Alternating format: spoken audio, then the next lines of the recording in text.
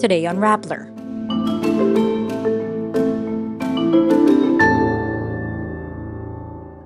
Forensic pathologist Raquel Fortun says Jemboy Baltazar died of brain injuries and drowning.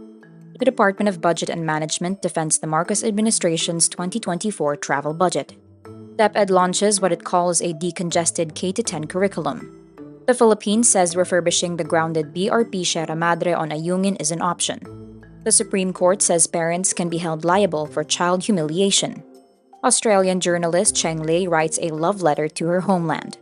And Kris Aquino gives another update about her health condition. Forensic pathologist Dr. Raquel Fortun says Jemboy Baltazar, the 17-year-old killed by police in Navotas City, died due to brain injuries caused by a gunshot with drowning as a contributory cause. Fortun says the manner of Baltazar's killing was a homicide, saying, quote, "I think if he had not fallen into the water, he could have survived. The brain injury was not immediately fatal." She adds Baltazar also sustained a gunshot wound in the hand, indicating he had defended himself when the police shot at him. Police mistakenly killed Jemboy while looking for suspects of a shooting. Meantime, 27 police officers are relieved from their posts and will undergo refresher training on police operations procedures following the death of Baltazar. The Department of Budget and Management justifies the Marcos administration's proposed travel budget for 2024 as it faces scrutiny. Kabataan Representative Raul Manuel interrogates the economic team of President Ferdinand Marcos Jr. about the subject on the first day of the House's budget deliberations. The Office of the President is seeking a 1.14 billion peso fund for travel expenses in 2024 compared to the 670.66 million pesos for the current year, a 71% increase. Budget Secretary Amena Pangandaman defends the figure, citing economic opportunities. Wala pong travel before because of the pandemic, and we have to consider po that this is a new administration. We have to show po sa ibang bansa na our economy is open and we have new policies na for investments po. So parang revenge travel din po ba ito ng ating mga government agencies, Madam Chair?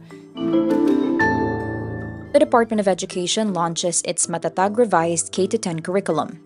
The revised curriculum reduces the number of learning areas for students to focus on foundational skills and will now focus on 5 areas. Curriculum Director Jocelyn Andaya says they decongested the current curriculum by 70%.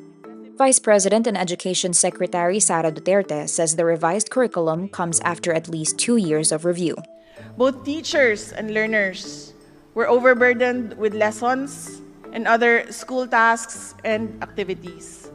The result was devastating for our learners. It compromised their mastery of fundamental skills such as reading and solving simple math problems. A 2021 World Bank study revealed over 90% of Filipino students at the age of 10 struggle to comprehend age-appropriate text. The Philippines considers refurbishing the decades-old ship BRP Sierra Madre in order to strengthen its hold on the disputed Ayungin Shoal in the West Philippine Sea.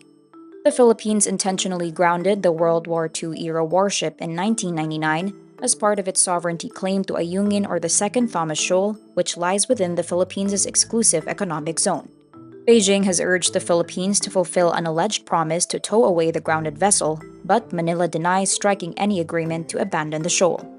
The Philippines' priority at the moment is to resume the rotation and resupply mission for its troops on the atoll. On August 5, Chinese Coast Guard fired water cannons at Philippine Coast Guard vessels on a resupply mission to the BRP Sierra Madre. The Supreme Court says parents, guardians, and adults imposing degrading punishment causing humiliation and fear in a child can be held liable for child abuse. The SC upholds a decision finding a married couple guilty of harassing, intimidating, and spreading false and malicious rumors about their son's childhood sweetheart and her parents. The couple, Melchor and Yolanda Dorao, are held jointly liable under Articles 26 and 22 of the Civil Code.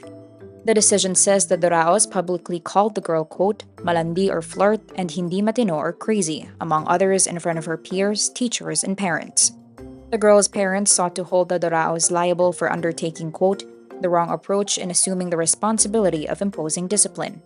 In 2015, a La Union court ordered the couple to pay the defendants 80,000 pesos in damages and legal fees. The SC adds a legal interest of 6% per annum on the amounts. Australian journalist Cheng Lei, detained in China on national security charges, describes how she is able to stand in the sunlight for just 10 hours in a year in a love letter home. Cheng was a business television anchor for Chinese state television when she was detained in August 2020 for allegedly sharing state secrets with another country. Her first public statement since her arrest comes in what she calls a, quote, love letter to 25 million people. She says, quote, in my cell, the sunlight shines through the window, but I can stand in it for only 10 hours a year. I haven't seen a tree in 3 years. Cheng has yet to receive a verdict after facing trial more than a year ago, and the details of her alleged crimes have not been made public. The Australian government has repeatedly raised concerns about her detention amid easing tensions between Canberra and Beijing. Kris Aquino says she is, quote, finally on the path to remission. On Thursday, August 10, Kris shares photos of her undergoing medical treatments, saying it has been 17 months since she was diagnosed with Churg-Strauss syndrome, a disorder marked by blood vessel inflammation. She says she's given biological injectables to help lower her very high immunoglobulin E, adding she receives the treatment bi-monthly on top of her weekly chemotherapy. Kris clarifies autoimmune disorders have no cure, but can be managed if diagnosed early and/or given the proper treatment. Kris says her last blood panel showed improvement, but adds she still has a long way to go. And that's today's wrap. I'm Nina Yu. Thank you for watching. Click the link below for the full story. Follow us on Rappler's YouTube, Facebook, Twitter, Instagram, and TikTok.